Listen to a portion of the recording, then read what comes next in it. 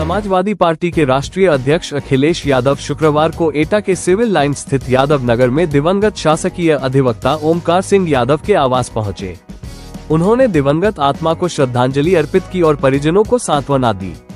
इस दौरान मीडिया से बातचीत में उन्होंने केंद्र और प्रदेश सरकार पर जमकर निशाना साधा। परिवार को लेकर प्रधानमंत्री और मुख्यमंत्री पर साधा निशाना। अखिलेश यादव ने कहा कि देश और प्रदेश की सत्ता पर बैठे दो प्रमुख नेताओं का खुद का परिवार नहीं है, इसलिए वे परिवारों के दुख दर्द को नहीं समझ सकते। उन्होंने कहा कि परिवार वाला व्यक्ति ही परिवार की समस्याओं और जिम्मेदारियों को बेहतर तरीके से समझ सकता है। सपा प्रमुख ने सामाजिक न्याय की राजनीति को आगे बढ़ाते हुए एक बार फिर पीडीए की सरकार बनाने की बात कही। उन्होंने कहा कि प्रदेश में पीडीए वर्ग की आबादी सबसे अधिक है और यदि यह वर्ग एकजुट हो जाए तो सत्ता परिवर्तन तय है। उन्होंने दावा किया कि 2024 के लोकसभा चुनाव में जनता ने भाजपा को हराया था और 2027 के विधानसभा चुनाव में भी भारी मतों से हराने का काम करेगी। महंगाई, खाद और बिजली संकट पर सरकार को घेरा। अखिलेश यादव ने कहा कि प्रदेश में महंगाई लगातार बढ़ रही है। डीजल और पेट्रोल महंगे हो रहे हैं, किसानों को खाद नहीं मिल रही और बिजली संकट गहराता जा रहा है। उन्होंने आरोप लगाया कि आम जनता महंगाई और भ्रष्टाचार से परेशान है, जबकि सरकार समस्याओं के समाधान के बजाय प्रचार में व्यस्त है। स्मार्ट सिटी नहीं, स्मार्ट मीटर की चर्चा। उन्होंने स्मार्ट सिटी योजना का जिक्र करते हुए कहा कि जनता को विकास के नाम पर स्मार्ट मीटर दिए जा रहे हैं। उन्होंने दावा किया कि कई जगहों पर लोगों ने स्मार्ट मीटर तक उखाड़ फेंके हैं। सपा प्रमुख ने रुपये की गिरती कीमत और रोजमर्रा की वस्तुओं के बढ़ते दामों को भी सरकार की विफलता बताया। डबल इंजन सरकार का धुआं निकल गया। अखिलेश यादव ने कहा कि महंगाई और भ्रष्टाचार के कारण डबल इंजन सरकार का धुआं निकल गया है। उन्होंने आरोप लगाया कि भाजपा जनता की उम्मीदों पर खरी नहीं उतरी है। साथ ही पश्चिम बंगाल चुनाव को लेकर भी सवाल उठाते हुए भाजपा पर लोकतांत्रिक प्रक्रियाओं को प्रभावित करने का आरोप लगाया। एटा के थर्मल पावर प्लांट का किया जिक्र। सपा प्रमुख ने कहा कि एटा में थर्मल पावर प्लांट उनकी सरकार की देन है। उन्होंने दावा किया कि मुख्यमंत्री आज तक उस परियोजना का नाम तक नहीं बता पाए हैं। उन्होंने भाजपा से अपने बड़े विकास कार्य गिनाने की चुनौती भी दी। एम्बुलेंस और पुलिस सेवाओं को लेकर लगाए आरोप। अखिलेश यादव ने कहा कि उनकी सरकार ने जनता की सुविधा के लिए एम्बुलेंस सेवा और 100 नंबर पुलिस सेवा शुरू की थी। उन्होंने आरोप लगाया कि वर्तमान सरकार ने इन व्यवस्थाओं को कमजोर कर दिया है। उन्होंने कहा कि आम लोगों को राहत देने वाली योजनाओं की अनदेखी की जा रही है। विदेश नीति और पेट्रोल डीजल की कीमतों पर की टिप्पणी।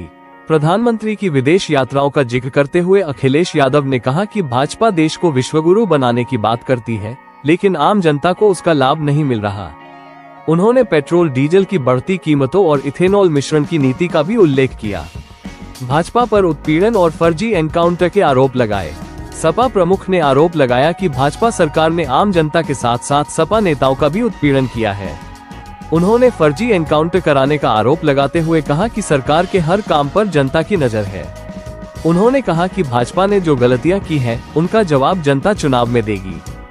पीडीए का मतलब प्रेम, दया और अपनापन। अखिलेश यादव ने कहा कि पीडीए केवल राजनीतिक नारा नहीं, बल्कि प्रेम, दया और अपनापन का प्रतीक है। उन्होंने दावा किया कि समाज के सभी पीड़ित और उपेक्षित वर्ग पीडीए के साथ जुड़ रहे हैं। उन्होंने महिलाओं की हिस्सेदारी का मुद्दा उठाते हुए कहा कि यदि भाजपा महिलाओं के आरक्षण की पक्षधर है तो उसे 2027 के चुनाव से पहले इसे लागू करना चाहिए।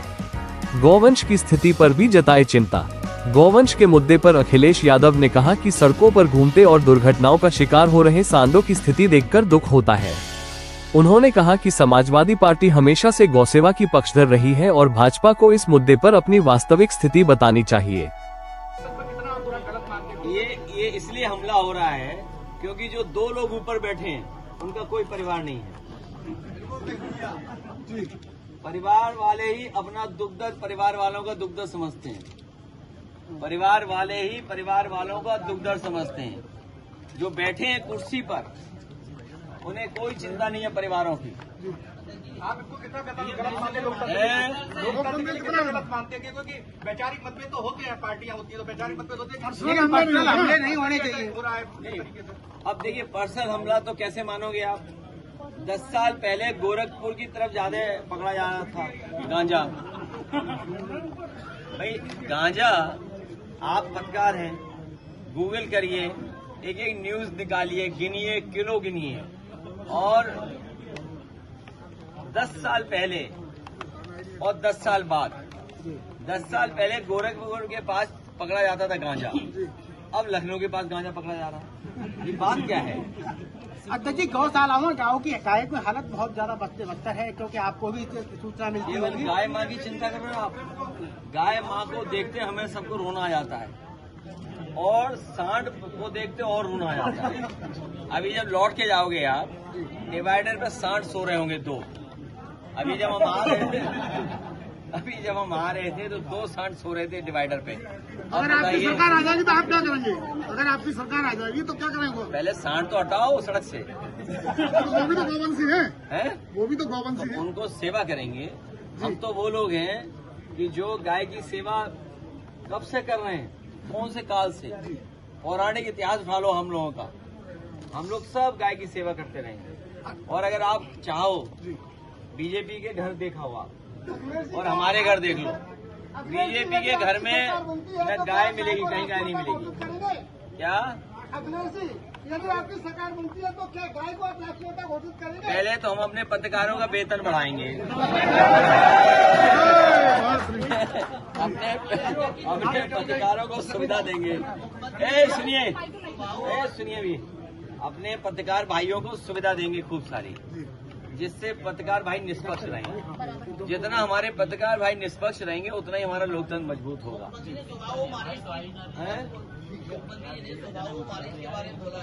कौन से भगवान के बारे में बताया? अरे अच्छा, एटा में 3x660 super critical thermal plant लगा है, आज तक उन्होंने नाम बोल पाया? अच्छा, जिसका जो काम उसे करने दो। 3x660 super critical thermal plant लगा एटा में, बड़ा बड़ा देखा होगा, देखा नहीं आपने? तो कभी मुख्यमंत्री ने नाम लिया उसका? क्यों नहीं लिया नाम? क्योंकि वो नाम लेते ही नहीं, जानते ही नहीं वो। अध्यक्ष जी, जो पार्टी बीजेपी के सामने आती है वह धराशायी कर दी जाती है, क्योंकि जब आप महाराष्ट्र में देख लो, बिहार में देख लो, तृणमूल देख लो, केवल एक समाजवादी पार्टी ही जमकर सामने खड़ी है। तो क्या ऐसा फार्मूला है जिससे आप अपनी पार्टी को बचाए रखेंगे? मुझे खुशी है इस बात की कि उत्तर प्रदेश की जनता ने पीडीए के आह्वान की मदद की। पीड़ित, दुखी, अपमानित लोग एक हो रहे हैं, पिछड़े, दलित, अल्पसंख्यक मुसलमान भाई लोग एक हो रहे हैं, और आधी आबादी एक हो रही है। महंगाई के कारण, भ्रष्टाचार के कारण, और भारतीय जनता पार्टी का काम करने की वजह से, गलत काम करने की वजह से सब एकजुट हो रहे हैं। यही ताकत जो 2024 में इनको हराया था, 2027 में और मिलकर के इनको हराने का काम करेंगे। सबसे बड़ी बात यह है कि जो पीडीए के लोग बीजेपी में हैं, वो भी दुखी हो गए हैं, वो भी चाहते हैं पीडीए की ताकत बढ़े। समाजवादी पार्टी के जहाँ तक सारी पार्टियों को तोड़ दिया है, हमें ऐसा चाहे मुंबई हो, चाहे बंगाल हो, चाहे बिहार हो, चैनल छोड़ करके आप कुछ और काम करने लगोगी। अगर ऐसो दे दे हमें, केवल एक ऐसो, यहाँ पुलिस कौन है? कोई है पुलिस वाला? कोई एक पुलिस दे दो। अगर तुम अपना चैनल छोड़ के ना भाग जाओ तो कहना। 2027 में क्या सरकार बनेगी आपकी? सरकार नहीं, आप लोग मिलकर सरकार बना रहे हो, क्योंकि प्रेस वाले भी दुखी हैं। अभी टीएमसी के जो पूर्व मुख्यमंत्री है, पी फॉर प्रेस भी है। सर, ओपी राजभर आपको पीसी और एसी के नेता कह रहे ग्राउंड पे कुछ करते नहीं है आप। तो अच्छा, एक बात बताओ, आधी आबादी की हमारी प्रेस पीछे कर लो भाई, इतना आगे खुले ऐसा? एक मिनट, मुझे किसी ने ये बताया है कि हमारे मुख्यमंत्री जी को बिना एसी के नींद नहीं आती। राष्ट्रीय अध्यक्ष का खिलाफ एफआईआर हुई है, बिना एसी के नींद ही नहीं आती। बीजेपी के लोगों को बिना एसी के नींद ही नहीं आती। तो और दूसरी बात, गरीब जनता को इन्होंने बिजली काट काट के बिजली दे ही नहीं रहे हैं। और एटा के लोगों को सोचना चाहिए, आप एटा के लोगों को लंबी बातें मत करो इधर उधर की। एक मिनट, अरे शांत रहो यार, पढ़े लिखे पत्रकार। एटा में बिजली का सबसे बड़ा कारखाना समाजवादियों ने लगाया है। आप जितने कैमरा और ये जो लगाए हुए हो माइक्रोफोन, एक काम बीजेपी का बता जाओ जो समाजवादियों से बड़ा और अच्छा किया हो तो बताओ, एक काम बता दो। अध्यक्ष जी, बताओ हमारी बहन कोई बड़ा काम किया हो बीजेपी ने? नहीं बताओ, बहन बताएंगी कोई कौन बड़ा काम है। सर, मैं क्यों बताऊंगी, आप बताइए। विपक्ष में आप बैठे हैं, मैं नहीं। हाँ एक मिनट, हाँ ये सही कह रही हैं। ये इसलिए नहीं बताएंगी क्योंकि जिसका गाना उसका गाना। मैं इसका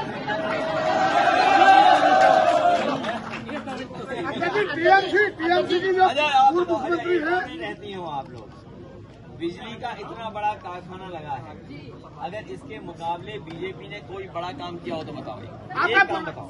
अरे राष्ट्रपति जी, आप तो परिवार पर पर्सनल हमले किए जा रहे हैं, अरे एक क्या कहेंगे? मैं काफी ग्राउंड मैं जवाब दूँ, मैं एक मिनट, जो एम्बुलेंस चलती थी वो एम्बुलेंस बंद कर दी, पुलिस को 100 नंबर दिया था, पुलिस को करप्ट कर दिया।